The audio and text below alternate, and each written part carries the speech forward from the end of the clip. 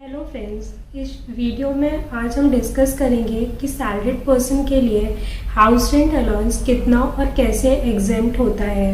बहुत से लोगों का ये क्वेश्चन होता है कि उन्होंने रेंट बहुत ज़्यादा पे किया है और उन्होंने अपनी रेंट रिसिप्ट भी एम्प्लॉयर को टाइम पर सबमिट कर दी है, लेकिन उन्हें एचआरए एग्जेम्पशन बहुत कम मिला है, जिसकी वजह से उनका टीडीएस बहुत ज़्यादा कट गया है। तो ये और इस तरह की एचआरए रिलेटेड क्वेरीज का सल्यूशन बिल्कुल सिंपल लैंग्वेज में आज हम समझेंगे। आई एम श्योर इस वीडियो को देखने के बाद आपके एचआरए रिलेटेड सभी क्वेश्चन का आंसर मिल जाएगा। तो विदाउट वेस्टिंग टाइम आइए हम वीडियो स्टार्ट करते हैं।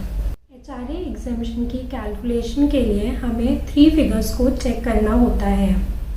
इससे पहले हम जान लेते हैं कि सैलरी का क्या मतलब होता है। सैलरी से मतलब है आपकी सैलरी का वो पार्ट जो आपकी सैलरी ब्रेकअप में बेसिक सैलरी है प्लस डियरनेस अलाउंस या हिंदी में महंगाई भत्ता प्लस अगर कोई कमीशन है। इन तीनों का सम यानी basic salary plus DA plus commission आपकी सैलरी होगी एग्जेम्प्ट एचआरए कैलकुलेट करने के पर्पस के लिए। अब हम देखते हैं कि 3 फिगर्स होती हैं जो कि एग्जेम्प्ट एचआरए कैलकुलेट करने के लिए हम चेक करते हैं। पहला, सैलरी स्ट्रक्चर में एचआरए, मतलब आपकी सैलरी में वो पार्ट जो आपको एचआरए के नाम से मिलता है।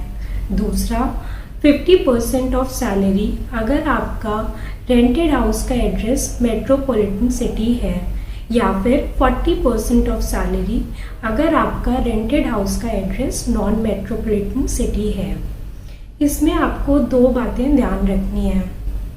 पहला, मेट्रोपॉलिटन सिटी, इसका स्पेसिफिक मतलब है दिल्ली, मुंबई, चेन्नई एंड कोलकाता। दूसरा, दिल्ली से मतलब है स्पेसिफिकली दिल्ली है, एनसीआर नहीं। अगर आप गुड़गांव, नोएडा, गाजियाबाद की बात करें तो एनसीआर में होते हुए भी एचआरए कैलकुलेशन पर्पस के लिए ये मेट्रोपॉलिटन सिटीज़ नहीं मानी जाती हैं। तीसरा, जितना रेंट आपने पे किया है उसमें से हम सैलरी का 10% माइनस करेंगे। सैलरी का मतलब यहाँ basic salary plus DA plus commission है। अब कुछ लोगों का क्वेश्चन होगा कि हमारे सैलरी ब्रेकअप में डीए या कमीशन तो है ही नहीं, तो सैलरी का मतलब यहाँ पे सिंपल बेसिक सैलरी होगा जो आपके सैलरी स्ट्रक्चर में है। अब हमारे पास ये तीनों फिगर्स आ चुकी हैं। एक्चुअल एचआरए जो सैलरी ब्रेकअप में एचआरए के नाम से है। दूसरा, 50% ऑफ सैलरी मेट्रोपॉलिटन सिटीज़ के लिए, या फिर 40% of salary non metropolitan cities में अगर आपका रेंटेड हाउस है।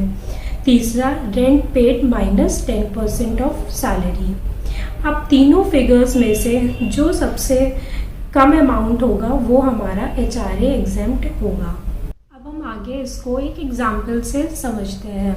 मान लीजिए आपकी टोटल सैलरी 1 लाख रुपए है, जिसमें से बेसिक सैलरी 50,000 है और एचआरए 25,000, और आप बैंगलोर में रहते हैं एक रेंटेड हाउस में जिसका रेंट है 18,000 पर मंथ। तो अब हमारा अमाउंट होगा, पहला एक्चुअल एचआरए है जो कि है 25,000। दूसरा, बैंगलोर यानी नॉन मेट्रोपॉलिटन सिटी, तो 40% सैलरी ब्रेकअप में डी और कमीशन नहीं है, तो बेसिक सैलरी यानी 50,000 का 40% जो कि होता है 20,000। तीसरा, rent paid minus 10% of salary का मतलब सिर्फ बेसिक सैलरी है क्योंकि यहाँ पर डीए और कमीशन नहीं है।